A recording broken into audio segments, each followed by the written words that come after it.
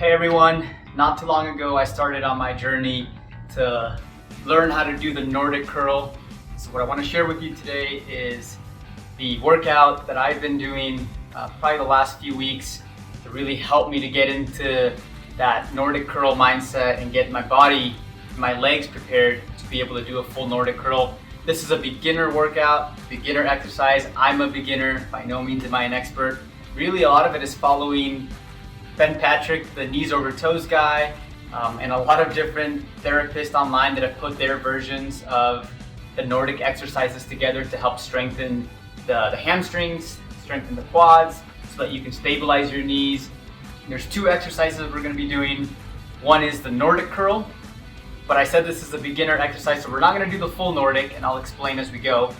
And the other one is the reverse Nordic. So the full Nordic, I think everyone's familiar with the full Nordic. It's being able to descend all the way down, right? You go all the way down and then you curl all the way back up. I'm obviously not going all the way down. I'm just doing this for demonstration purposes.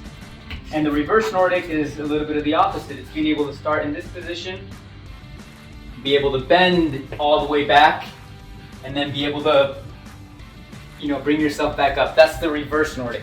So those are the two exercises we're going to be doing today, but I'm going to break it down into 4 parts because once again, the goal is not to do the Nordic curl after your first week.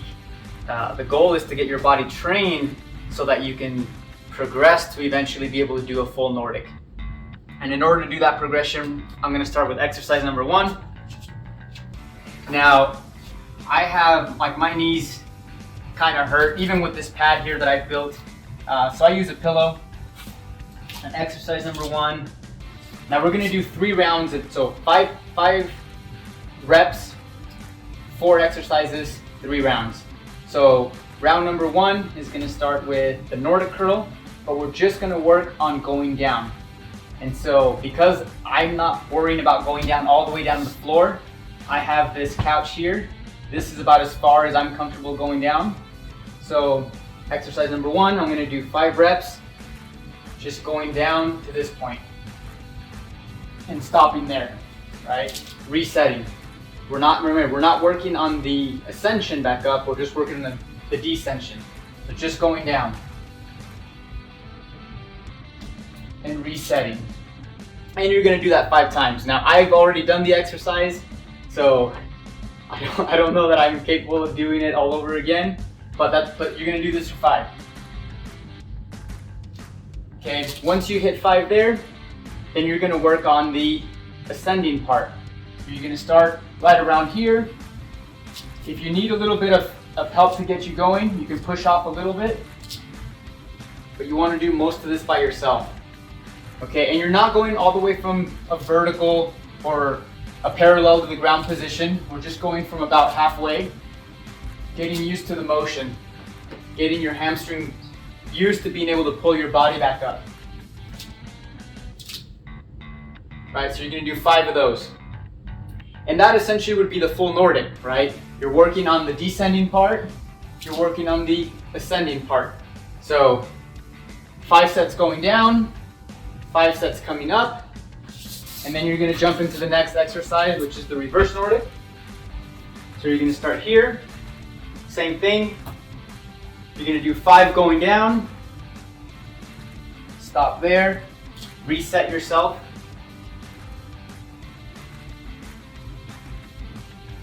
Right, reset yourself, you're going to do that for 5.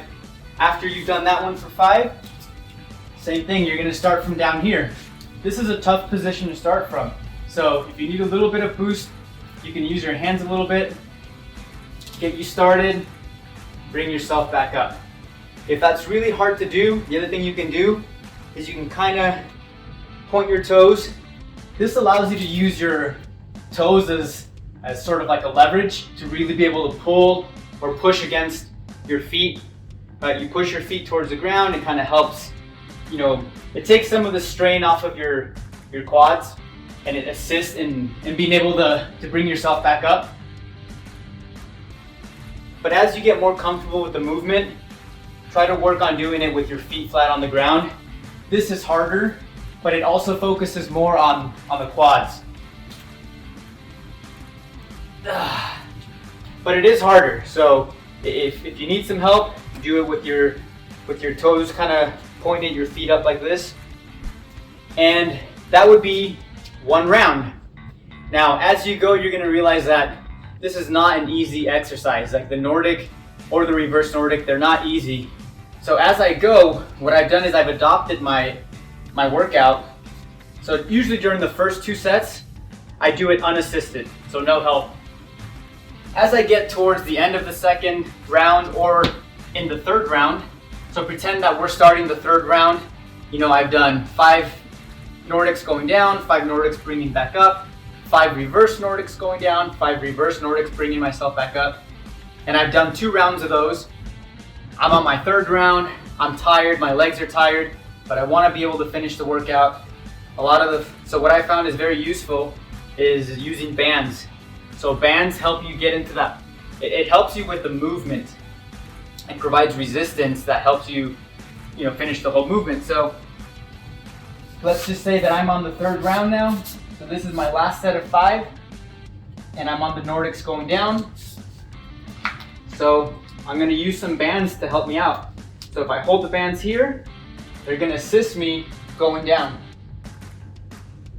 As a matter of fact, they help me even coming back up. I could essentially do 5 of this with bands because they provide quite a bit of assistance. So I'm not saying you need to do the full movement. I'm just saying do 5 going down and then reset, grab the bands, okay? And then you would do 5 coming back up. Well, I guess I didn't show that.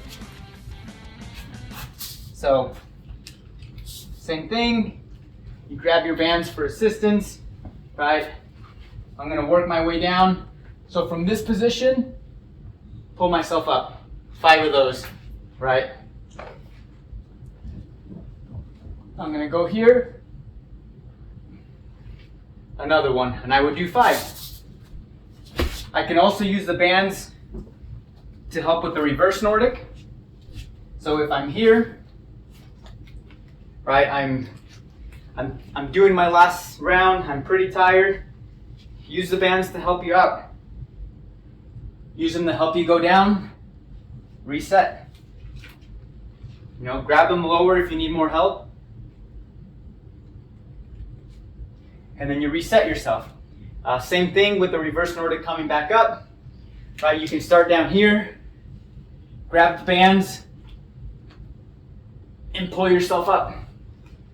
And you're gonna think that it's kind of cheating because you're using it, but if you try it out, you'll realize that the bands help you, but they don't do the exercise for you. I mean, this pulling myself back up, that hurts. That hurts a lot. But it's getting my legs getting used to that. So same thing, I would finish up with doing 5 of those. And obviously the eventual goal for both the Nordic and the reverse Nordic is to be able to do, a full rep. Come down, come back up.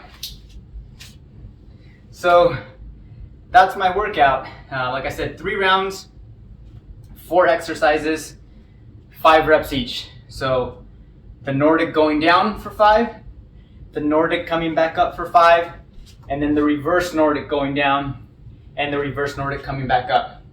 And eventually, right, so once, and like I said, I'm just starting my journey on being able to do this.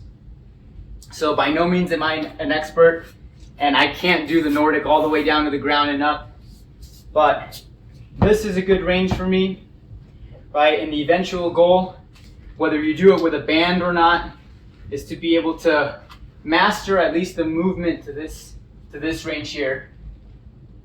Master it here, master it back up. In my case, I'm band assisted, but right, eventually as you progress, the goal is to do it without the bands. Right, come down here, come back up, and be able to do that for 5. And at some point, everyone's goal would be to move away from the assistance, right, and be able to do it. I can't do it, but I can try with the bands. Right? The eventual goal would be to be able to fully descend. I don't think I can do this all the way, but we'll see how far I can go down. And then be able to fully, ascend back up. But once again, I'm just starting out. So for me, this is a good height, a good comfortable height that I can go down to and push myself back up. So those are my exercises. If you're starting out too, these are the ones that I would suggest. Just personal opinion, it's the ones that I've been doing. And after about 2 weeks, I've noticed a big difference in me being able to just do that motion. There was a point where I couldn't even do one of those. And now I feel like I can do one fairly comfortable. At least one anyway. The goal is to do 5 continuous, at least to this level, before I go down to another level. But when I first started out, I couldn't do this. That was like a really, really hard movement for me. It's still really hard, but I can at least get one out of the way.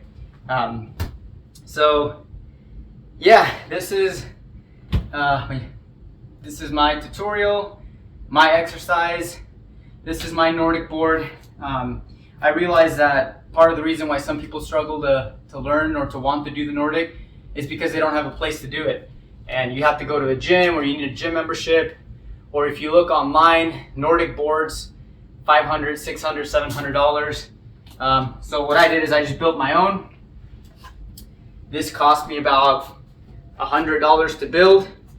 An extra $20 if you want to invest in some of these pads. So about $120 to build the board, the pad, and like I said, I attach resistance bands to mine, and it really, really helps with the movement.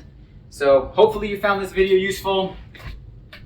I wanted to create this video. One is a tutorial on the exercises that I do, but also as a journal, so that when I post again in a week, I want to show where my progress is. I'll post again in a month, show where my progress is, and eventually see how long it takes me to be able to do at least a full Nordic, or at least a full Nordic descension part all the way down, and maybe one coming all the way up. So thanks for joining me, thanks for watching, and I'll keep you updated on my journey of being able to do a full Nordic curl. This is just one of the exercises that I do to really stabilize my knee. There's a lot of other ones out there. Ben Patrick, the knees over toes guy, he has a lot of exercises that he suggests. So this was just one. I hope you enjoyed it, and I'll catch you guys next time.